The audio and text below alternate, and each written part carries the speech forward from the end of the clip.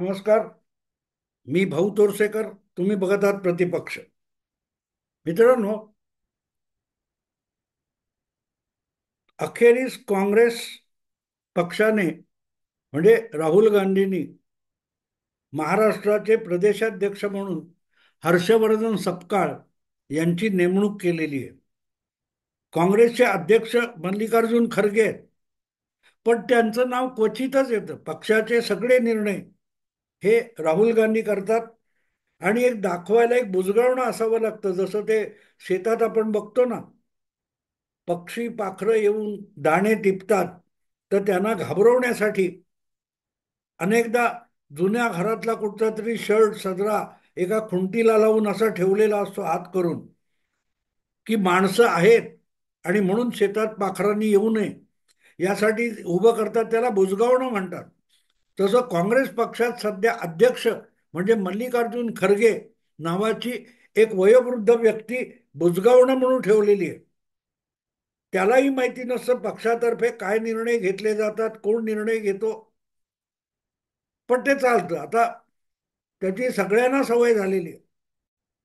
म्हणजे जो अध्यक्ष होतो त्यालाही सवय झालेली आहे, पक्षाच्या कार्यकर्त्यांना सवय झाली आहे आणि पत्रकारांना सुद्धा सवय झाली आहे. कोणालाच कसली फिकीर नाही. आणि त्यामुळे पक्षाला राष्ट्रीय पातळीवर जर अध्यक्ष नसलेला चालत असेल, तर मग राज्य पातळीवर सुद्धा निवडणुका घेणं, संघटना बांधणं, प्रदेश अध्यक्ष किंवा प्रदेश पदाधिकारी असणं याची काही गरज उरत नाही. याची गरज उरत नाही. आत्ताची गोष्ट आहे, हरियाणा विधानसभेच्या निवडणुका या लोकसभेनंतर काहीतरी 4 एक महिन्यात झाल्या लोकसभेनंतर. आणि तिथे मुख्यमंत्री होण्यासाठी पक्षामध्ये जीवघेणी स्पर्धा चालू होती. रणदीप काय तो सुरजेवाला, त्याच्यानंतर कुमारी शैलजा आणि भूपिंदर हुड्डा या 3 नेत्यांमध्ये स्पर्धा चाललेली होती की हरियाणात काँग्रेसचं सरकार येणार तर मुख्यमंत्री कोण होणार. आणि त्यामुळे इतकी टोकाची स्पर्धा झाली की त्या तिघांनी एकमेकांना नको असलेले उमेदवार पाडायचे आणि आपले उमेदवार निवडून आणण्याची जी स्पर्धा केली, त्यामध्ये काँग्रेस पक्षाला हरियाणामधली निवडणूक गमवावी लागली. पण मुद्दा असा आहे की ती निवडणूक ऑक्टोबरमध्ये संपून आता जवळजवळ 3-4 महिने उलटत आले, पण अजूनही हरियाणामध्ये प्रदेशाध्यक्ष कोण आहे किंवा विधानसभेत विरोधी नेता कोण आहे याचा काही पत्ता नाही. आणि मग ही सगळी अवस्था असेल तर महाराष्ट्रात सुद्धा काँग्रेससाठी प्रदेशाध्यक्ष असला पाहिजे याची काही गरज उरत नाही. आणि जो कोणी प्रदेशाध्यक्ष होईल त्याची आवश्यकता उरणार नाही एवढी व्यवस्था करूनच आधीचे प्रदेशाध्यक्ष नाना पटोले बाजूला झालेले.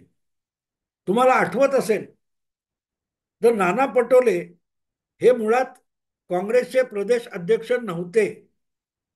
4 वर्षापूर्वी ते विधानसभेत निवडून आले आणि जे काय नंतरच्या काळात महाविकास आघाडी तयार झाली त्यामध्ये एक घटनात्मक पद हे काँग्रेसला दिलं पाहिजे म्हणून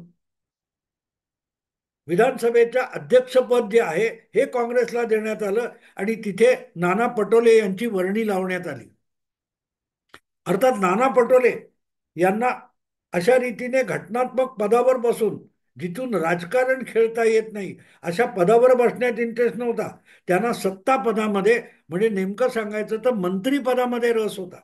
आणि म्हणूनच अखंड अध्यक्ष म्हणून काम करताना विधानसभेत नाना पटोले यांची इतकी चुळबुळ चालू होती की कधी एकदा या पदावरून मुक्त होतो आणि कधी एकदा माझी मंत्रिमंडळात मंत्री म्हणून वर्णी लागते.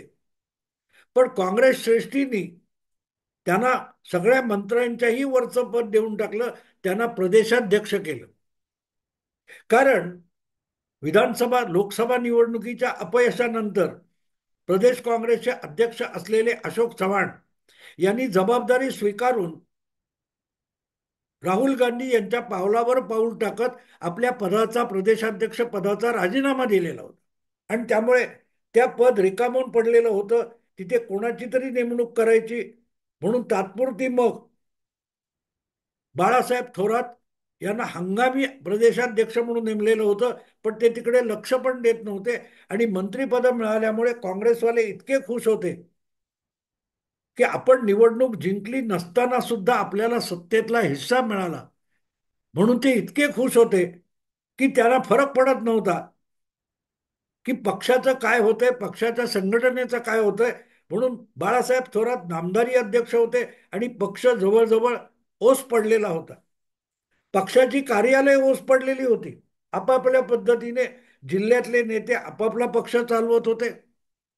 आणि अशा स्थितीमध्ये शेवटी घुसमटलेल्या नाना पटोले यांना प्रदेशाध्यक्ष करण्याचा निर्णय पक्षाच्या श्रेष्ठींनी घेतला. आणि तो किती घातक ठरला हे 2.5 वर्षात उद्धव ठाकरे महाविकास आघाडीचं सरकार कोसळलं तेव्हा आपल्याला लक्षात आलं. एक महत्वाचं पद काँग्रेसला द्यायचं म्हणून 3 पक्षांच्या सहमतीने मिळालेलं विधानसभेचं अध्यक्षपद हे मित्र पक्षांची सल्लामसलत न करता नाना पटोले यांनी सोडलं. उपाध्यक्षांकडे आपल्या पदाचा राजीनामा देऊन ते मोकळे झाले. आणि त्यामुळे पुढल्या दीर्घ काळात म्हणजे सत्तांतर होईपर्यंत विधानसभेला अध्यक्ष नव्हता. आणि आता जे मंत्री आहेत झिरवळ, ते झिरवळच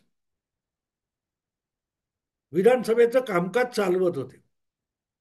पण तुम्हाला आठवत असेल तर उद्धव ठाकरे यांच्या राजीनाम्यानंतर जी राजकारणाची एकूण चर्चा झाली आणि विश्लेषण झालं, त्यामध्ये एक मुद्दा प्रकर्षाने समोर आला की नाना पटोले यांच्यासारख्या अध्यक्षाने आपलं पद सोडलं नसतं तर हा जो पुढे पक्षांतर आणि पक्षफुटीचा विषय आला त्यामध्ये महाविकास आघाडीची अशी अडचण झाली नसती. कारण सत्तांतर झाल्यानंतर पहिल्यांदा जर विश्वास ठरावाच्या अधिकचं काम उरकलं असेल भाजपने आणि एकनाथ शिंदे यांनी, तर त्यांनी राहुल नार्वेकर यांना विधानसभेचे अध्यक्ष म्हणून निवडून आणले. ती निवडणूक पहिली केली आणि त्यानंतर विश्वास प्रस्ताव मंजूर केला. तर नाना पटोले यांच्यासारखा अध्यक्ष हा विधानसभेत असो किंवा बाहेर पक्ष पातळीवर आणि संघटना पातळीवर असो पक्षाची किती धुळदाण करू शकतो, पक्षाचे डावपेच आणि धोरणं यांचा किती सत्यानाश करू शकतो, याचा सगळ्यात पहिला नमुना तो होता.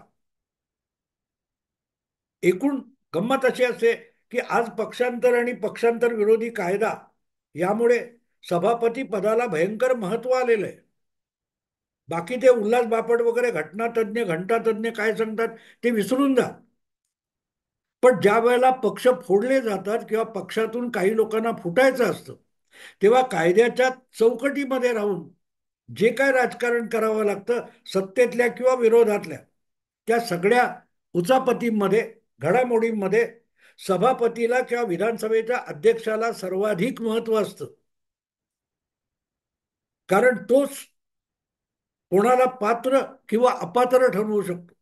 आणि जोपर्यंत सभापतीकडून कुठच्याही सदस्याला पात्र किंवा अपात्र ठरवलं जात नाही तोपर्यंत पक्षांतर करणाऱ्या कुठल्याही आमदार किंवा खासदार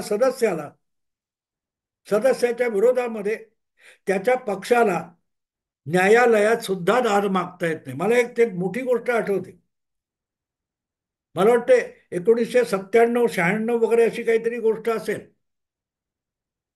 ज्या वेळेला मायावती आणि भाजप यांनी उत्तर प्रदेशात युती केली आणि 2-2 वर्षासाठी मुख्यमंत्रीपद वाटून घेतलं तेव्हा मायावती आधी मुख्यमंत्री झाल्या होत्या आणि कलराज मिश्रा हे भाजपचे उपमुख्यमंत्री होते उत्तर प्रदेशात. त्यानंतर जेव्हा भाजपच्या मुख्यमंत्री पदाचा टर्न आला तेव्हा भाजपचा मुख्यमंत्री तर सभापती किंवा विधानसभेचा अध्यक्ष आपला असला पाहिजे हा हट्ट मायावतींनी धरला होता.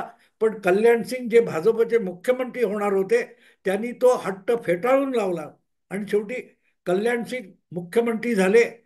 तेव्हा केसरीनाथ त्रिपाठी हे भाजपचेच अध्यक्ष विधानसभेच्या अध्यक्षपदी कायम राहिले होते. आणि मला आठवते की त्यावेळेला मी त्यावर एक लेख लिहिला होता की केसरीनाथ त्रिपाठी यांना विधानसभेच्या अध्यक्षपदी कायम ठेवण्याचा हट्ट हट्ट धरून कल्याण सिंग हे जवळजवळ 8-10 दिवस मुख्यमंत्री पदाची शपथ लांबवत राहिले.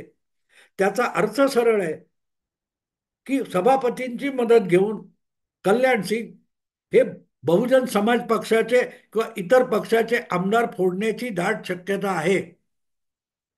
आणि माझे शब्द खरे ठरले, कारण लवकरच लवकरच मायावतींनी कल्याण सिंग यांचा पाठिंबा काढून घेण्याचा पवित्रा घेतला, तेव्हा बसपाचे 25-30 आमदार त्यांच्या विरुद्ध बंड करून उभे राहिले आणि ते कल्याण सिंग यांचा पाठिंबा काढून घ्यायला तयार नव्हते. अशा वेळेला त्यांना अपात्र ठरवण्याची मागणी सभापती किंवा विधानसभेचे अध्यक्ष केसरीनाथ त्रिपाठी यांच्याकडे मायावतींनी केलेली होती. पण पुढची जवळजवळ 2 वर्ष विधानसभेचे अध्यक्ष केसरीनाथ त्रिपाठी यांनी त्याविषयी निर्णय सुद्धा घेतला नाही. आणि एक गोष्ट लक्षात घ्या, विधानसभेच्या अध्यक्षांचा हा इतका पवित्र अधिकार मानला गेलेला आहे की त्याच्यावर कोर्ट सुद्धा सक्ती करू शकत नाही.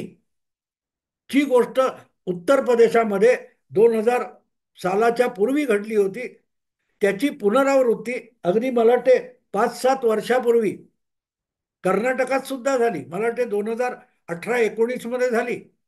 2019च्या लोकसभेचे निकाल लागल्यानंतर कर्नाटकच्या विधानसभेतले काँग्रेसचे आणि जनता दलाचे अनेक आमदार फुटले, एक एक करून राजीनामा देत गेले आणि त्यांनी भाजपत प्रवेश केला.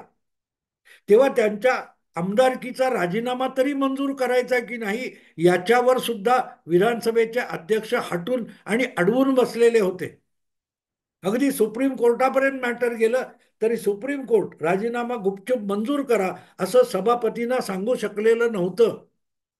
तेव्हा हल्लीच्या एकूण सत्ताकारणाच्या सत्तेच्या हपापाच्या राजकारणामध्ये विधानसभेचं अध्यक्षपद किती महत्वाचं असतं हे तुमच्या लक्षात आलं असेल.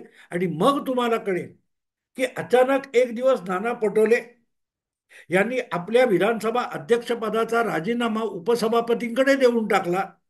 इथून महाविकास आघाडीच्या ऱ्हासाला सुरुवात झालेली होती. तेव्हा असे नाना पटोले यांना काँग्रेस पक्षाने महाराष्ट्र प्रदेशचे अध्यक्ष करून टाकलं, तेव्हाच त्या पक्षाचं वाटोळं होणार हे अपेक्षित होतं. लोकसभेमध्ये ठीक आहे, 13 जागा मिळाल्या आणि 1 वरून काँग्रेस पक्ष 13 किंवा 14 वर गेला, हे कौतुकं खोटी असतात. भाजपच्या किंवा विरोधी पक्षांच्या चुकांमुळे जेव्हा तुम्ही निवडून येता त्याला तुम्ही पराक्रम समजायला लागलात तर त्यासारखा मूर्खपणा नसतो. आणि तो मूर्खपणा पटोले यथेच्छ करत होते. त्यांना तर आपण मुख्यमंत्री होणार याची स्वप्न पडत होती. आणि म्हणून संजय राऊत आणि उद्धव ठाकरे यांच्याबरोबर जाहीरपणे शिमगा करायलाही नाना पटोले मागे पुढे बघत नव्हते. पक्षाची संघटना उभारण्याकडे लक्ष देण्यापेक्षा नाना पटोले हे माध्यमामध्ये आपला चेहरा कसा झळकत राहील आणि रोज आपण बातम्यांमध्ये कसे राहू याला प्राधान्य देत होते. त्यामुळे पक्षाची बांधणी अजिबात झालेली नव्हती. आणि त्याचा फटका लोकसभेला बसला नाही तरी विधानसभेला बसला. कारण 5 वर्षापूर्वी निदान 44 आमदार निवडून आणणारा काँग्रेस पक्ष यावेळच्या विधानसभेमध्ये 16 आमदारांवर येऊन अडकला. उद्धव ठाकरे किंवा शरद पवारांची गोष्ट वेगळी आहे, त्यांचे पक्ष तरी फुटलेले होते. पण काँग्रेस पक्ष हा सत्तेच्या राजकारणात फुटलेला पक्ष नव्हता. आधीच त्याला कोणी नामवंत नेता पक्षात चालवण्यासाठी आणि संघटना उभारण्यासाठी पुढे येत नव्हता. मुख्यमंत्री व्हायला सगळ्यांची तयारी होती. अशा वेळेला ती नाना पटोलेंच्या गळ्यात पडली. पण पक्ष प्रदेशाध्यक्ष कसा नसावा याचं एक अप्रतिम उदाहरण निर्माण करूनच नाना पटोले आता बाजूला झालेले आणि त्यांच्या जागी आलेले हर्षवर्धन सपकाळ हे नेमके किती कर्तृत्ववान आहेत हे आपल्याला पुढल्या काळात दिसणार आहे. कारण काँग्रेस महाराष्ट्र प्रदेश काँग्रेसचं अध्यक्षपद म्हणजे आज घडीला ओसाड गावच्या पाटीलकीची गोष्ट आहे. ज्या गावामध्ये वस्ती नाही, जे गाव ओसाड आहे, ज्या गावात कुठची पिकं येत नाहीत, बाजारपेठ नाही, अशा ओसाड गावचा पाटील होणं म्हणजे नव्याने गाव उभं करणं असतं. आज महाराष्ट्रामध्ये काँग्रेस पक्षाची जी अवस्था आहे ती ओसाड गावासारखी आहे. कुठच्याही जिल्ह्यामध्ये जिथे ताकदीने संघटना उभी राहील आणि आपल्या विरोधकांची टक्कर घेईल असा पक्ष कुठेही नाहीये. आणि हीच अवस्था अनेक राज्यामध्ये काँग्रेसची झालेली आहे. मध्यंतरी तुम्हाला 5 वर्षापूर्वी आठवत असेल की राहुल गांधींनी अध्यक्ष झाल्यानंतर मोठा पराक्रम केला होता आणि उत्तर प्रदेशची जबाबदारी प्रियंका वाड्रा यांच्याकडे सोपवली होती, आपल्या बहिणीकडे. आणि त्यांनी आता मी लखनौला येते म्हणून आदेश दिला आणि तिथे जाऊन पोहोचल्या तेव्हा त्यांच्या स्वागताला 1,000 कार्यकर्ते सुद्धा नव्हते. राहुल गांधी किंवा सोनिया गांधी किंवा प्रियंका वाड्रा आला की त्यांच्या भोवती गर्दी करायची, पण आपापल्या विभागात जाऊन काम करायचं असतं याची ओळख सुद्धा, आठवण सुद्धा आज काँग्रेसच्या लोकांना राहिलेली नाही. ही काँग्रेसची अवस्था आहे. आणि म्हणून मी म्हटलं की नाना पटोले हे कंटाळलेलेच होते, कारण त्यांना माहिती होतं की आता 5 वर्ष कुठल्याही लोकसभा विधानसभा निवडणुका नाहीत आणि त्यामुळे नव्याने काँग्रेस पक्ष उभा करायला लागेल आणि त्यासाठी ढोर मेहनत घ्यायला लागेल. ती मेहनत घेण्याची आपली क्षमता नाही ही त्यांना कळत होती. किंबहुना आज सगळ्या देशातल्या काँग्रेसची अवस्था तशी आहे. त्याच्यात एखादा सचिन पायलट असतो, एखादा रेवंत रेड्डी असतो, एखादा डी शिवकुमार किंवा सिद्धरामय्या असतो, पण बाकीच्या विविध राज्यातले काँग्रेसचे नेते हे प्रामुख्याने सोनिया गांधी, राहुल गांधी, नेहरू गांधी घराणं याच्या लोकप्रियतेवर किंवा कृपेनेच आपल्याला सत्ता मिळेल एवढंच असे जगत असतो आणि आषाढभूतपणे अशी स्वप्न बघत असतो. आणि म्हणूनच पृथ्वीराज चव्हाण यांच्यासारखा माजी मुख्यमंत्री आहे, बाळासाहेब थोरात यांच्यासारखा ज्येष्ठ नेता 8-8, 9-9 विधानसभा जिंकलेला, लोकसभा विधानसभा गाजवलेले अनेक नेते आहेत.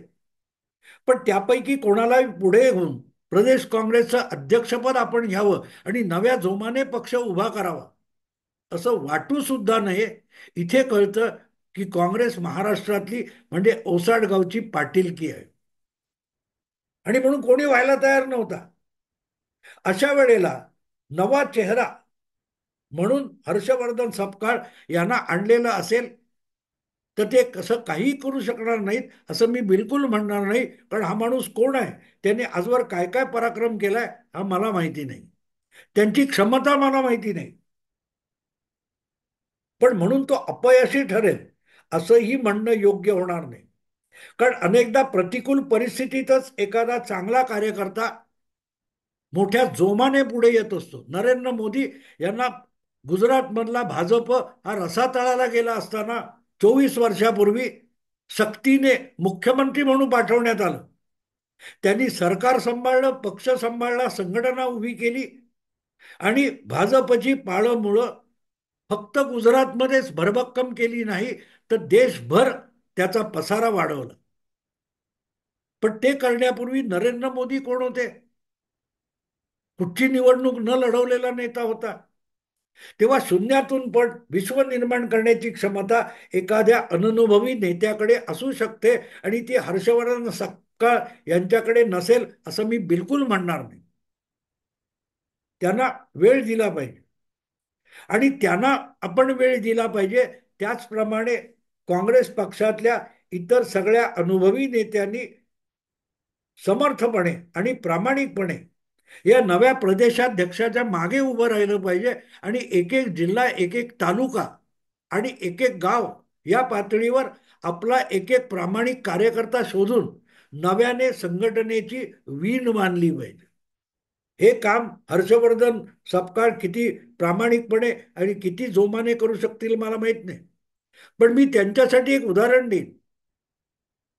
माणिकराव ठाकरे यांच्यासारखा एक मुरब्बी आणि अनुभवी नेता महाराष्ट्र काँग्रेसमध्ये आहे. गेल्या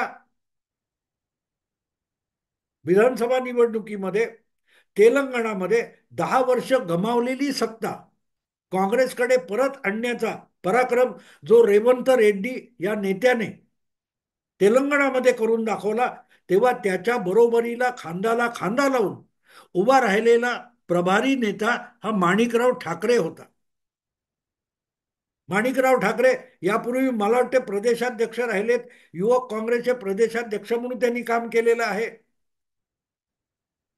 त्यांना सोबत घेऊन जर हर्षवर्धन सपकाळ कामाला लागले तर मी सुद्धा ओसाडगावचे पाटील म्हटले, त्याच्या जागी विकसित गावाचा दणदणीत सरपंच असं म्हणायची वेळ माझ्यावर सुद्धा येऊ शकते.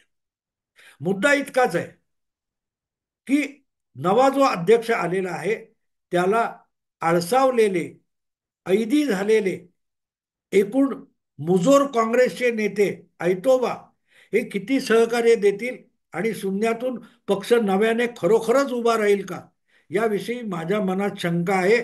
ती मी लपवत नाही. पण ओसाडगावचं पाटील होण्याचं धाडस हर्षवर्धन सपकाळ यांनी केलं असेल तर त्यांना शुभेच्छा आपण देऊ. आणि बाकी सगळे पक्षाचे प्रामाणिक कार्यकर्ते त्यांना यशस्वी करण्यासाठी प्रयत्न करतील अशाही सदिच्छा देऊन थांबतो. आवडलं लाईक करा, शेअर करा आणि प्रतिपक्षाला सबस्क्राईब करा. नमस्कार.